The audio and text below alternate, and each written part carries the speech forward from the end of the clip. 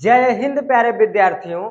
आज के क्लास में ध्यान रखना, हम लोग बात करेंगे कि सामाजिक विज्ञान के लिए कौन कौन से क्वेश्चन ऐसे हैं जो इम्पोर्टेंट हैं। मोस्टली किन क्वेश्चंस को हम ऐसा तैयार करें कि जिससे हमारा बोर्ड का पेपर बेहतरीन बन जाए। तो ध्यान रखना, आज की क्लास में हम आपको चार चार नंबर में जो क्वेश्चन पूछे जाते हैं उनमें हम आपको कुछ क्वेश्चन की तैयारी करवाएंगे। इन क्वेश्चन को आप बेहतरीन तरीके से तैयार कर लेना। फिक्स है कि ये क्वेश्चन आपके बोर्ड पेपर में आएंगे और आप जितने भी 4 नंबर के क्वेश्चन आते हैं उन सभी क्वेश्चंस को आप बेसिकली बहुत बेहतरीन तरीके से सॉल्व करके आओगे। तो शुरू करते हैं हम लोग आज के क्लास को। ध्यान रखना, जो आपका सबसे पहला क्वेश्चन है, सबसे पहला क्वेश्चन कह रहा है कि आर्थिक महामंदी के 2 प्रमुख कारणों का उल्लेख कीजिए।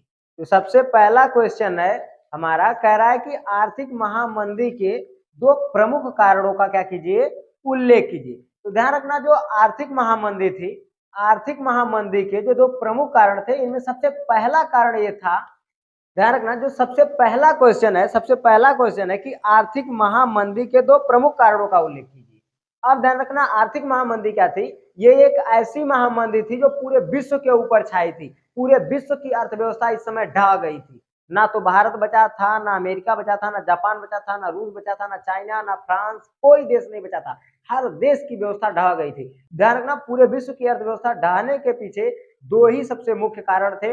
पहला कारण ये था कि हर देश कृषि बहुत भारी मात्रा में करता था, जिसके वजह से वो अपने फसलों को बेच करके मुनाफा कमाता था। लेकिन इस समय क्या हुआ कि फसलें हर देशों के द्वारा इतना ना ज्यादा कृषि कर दी गई कि हर देश में अनाज इफरात हो गया। अब हर देश के पास अनाज इफरात हो जाएगा तो फसलें बिकवे नहीं करेंगी।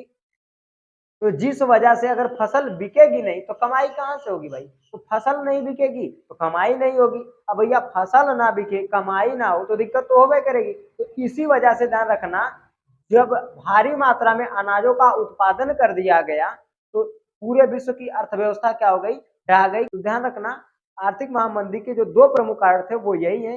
पहला, कृषि फसलों का अत्यधिक मात्रा में उत्पादन कर हो जाना, जिस वजह से फसलों के रेट में गिरावट आ गई।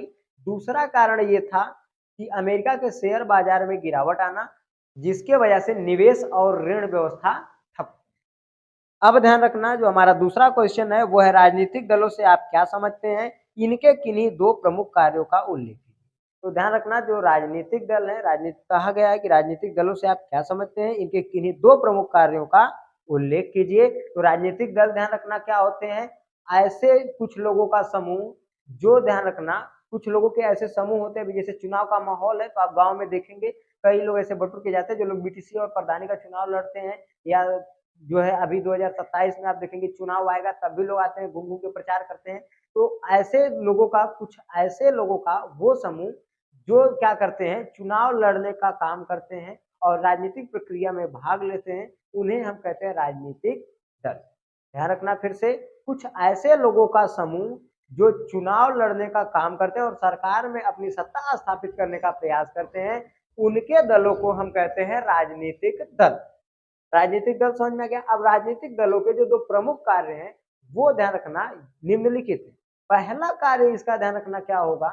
पहला कार्य इसका है कि जनता के सामने अपनी नीतियों को रखना और उन्हें लागू करना। जैसे कि अभी के समय में देखेंगे तो प्रधानी का चुनाव अगर चल रहा है तो जो लोग प्रचार करने जाते होंगे कहेंगे फलाने हमें वोट दिया, हम जीतब तो तुम्हें आवाज दे देव, हम जीतब तो तुम्हारा रही जो जमीनिया का लफड़ा फसल निकलवाए देव, हमें जितवाए दिया, हम अगर जीतली तो तुम्हारी जो नारी बनवाए देव। तो आप अनेकानेक प्रकार का जो है प्रलोभन देते हैं, अपनी नीतियों को जनता के सामने रखते हैं, ये हो गया। और जब उन नीतियों को लागू करते तो ये कार्य हो गया। पहला कार्य इनका ये हो गया। दूसरा कार्य ध्यान रखना, इनका जो सबसे महत्वपूर्ण कार्य है वो है कानून व्यवस्था को बनाना, यानी नियमों को, कानून के नियमों को बनाना और उनको लागू करना। इनका यही 2 कार्य। अब हम देखते हैं तीसरा क्वेश्चन। अगला क्वेश्चन हमारा है, लोकतंत्र की किन्हीं 2 प्रमुख चुनौतियों का वर्णन कीजिए। लोकतंत्र की किन्हीं 2 प्रमुख चुनौतियों का वर्णन कीजिए। तो ध्यान रखना, जो लोकतंत्र की 2 प्रमुख चुनौतियां हैं वो कौन सी हैं? तो लोकतंत्र की 2 प्रमुख चुनौतियां निम्नलिखित हैं। पहली चुनौती ध्यान रखना क्या है, कई देशों में अभी भी लोकतांत्रिक शासन को मजबूत करना। यानी जो कई ऐसे देश हैं जिनमें अभी भी लोकतांत्रिक शासन मजबूत नहीं है, वहां पे सेना का अधिकार है, मतलब सेना की ही सत्ता चलती है, वहां पे सेना अपनी सत्ता को चलाती है। जैसे पाकिस्तान में देखेंगे, वहां पे जो पावर होती है वो सेना के हाथ में होती है, वो जनता के हाथ में नहीं होती है। जब भी देखेंगे सेना जब चाहती है तब वहां तख्ता पलट कर देती है। तो इस हिसाब से ध्यान रखना, कई ऐसे लोकतांत्रिक देश हैं जहाँ पे भी लोकतांत्रिक व्यवस्था को मजबूत करने का प्रयास किया जा रहा है और सैन्य शासन की व्यवस्था को मिटाने का प्रयास चल रहा है। ठीक, ये पहली चुनौती है लोकतांत्रिक व्यवस्था की। दूसरी चुनौती ध्यान रखना लोकतांत्रिक व्यवस्था की क्या है।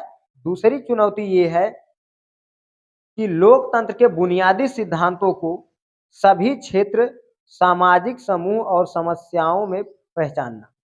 ठीक, यानी जो लोकतंत्र के बुनियादी सिद्धांत हैं उनको सभी क्षेत्रों और सामाजिक समूहों की समस्याओं में पहचान दिलाना। समझ में आ गया। ये इसके दो कारण हैं।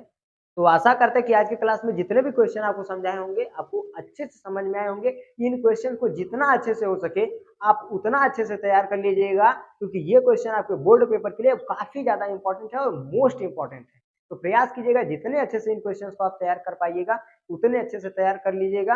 कल के क्लास में हम आप लोगों को 6 नंबर के क्वेश्चन को प्रोवाइड करवा देंगे और ध्यान रखना इन सभी क्वेश्चन को अगर आप सही से तैयार कर लेते हैं तो आपका बहुत ही अच्छा हो जाएगा, क्योंकि एक एक क्वेश्चन आपका बहुत बेहतरीन और बहुत इंपॉर्टेंट है। तो मिलेंगे नेक्स्ट क्लास में। जय हिंद।